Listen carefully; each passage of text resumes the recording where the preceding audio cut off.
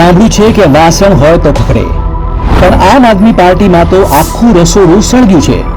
કટ્ટર ઈમાનદારીના બણગા ફૂંકતા નેતાઓ આજે એકબીજાની સોપારી લઈને બેઠા છે। ગઈકાલે ગોપાલ ઇટાલિયાનો જે ઓડિયો વાયરલ થયો તે કોઈ ભૂલ નથી, પણ એક રાજકીય ષડયંત્ર છે। ગોપાલ ઇટાલિયાના અહંકાર અને કાર્યકર્તાઓને પ્યાદા સમજવાની આદતથી પક્ષમાં ભારે નારાજગી છે। રાજુ કરપડાએ પાર્ટી છોડી, તેનું કારણ પણ ગોપાલ જ હતો। પણ સવાલ એ છે કે આ ઓડિયો લીક કોણે કર્યો? માટલી તો હવે ચિરાણી છે।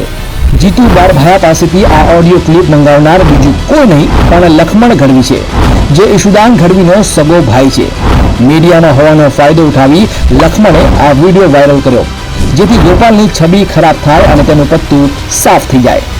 ઈશુદાન અને રાજુ કરપડા વચ્ચેની ગુપ્ત ગોઠવણ અને લખમણ ગઢવીના સાથે મળીને આ માસ્ટર માઇન્ડ ગેમને રમવામાં આવી છે। આ ઓડિયો લીક કરવા પાછળ આ ત્રણનો હાથ છે। ઈશુદાન ગઢવી પોતે જ ગોપાલને પતાવી દેવા નવા કાવતરા કરી રહ્યા છે। નેતાઓના આ આંતરિક વિખવાદ અને ગંદી રાજનીતિના કારણે જ આજે કાર્યકર્તાઓ આપ છોડી રહ્યા છે। જે પાર્ટીના નેતા એકબીજા માટે ષડયંત્ર રમતા હોય તો જનતાનું ભલું શું કરવાના?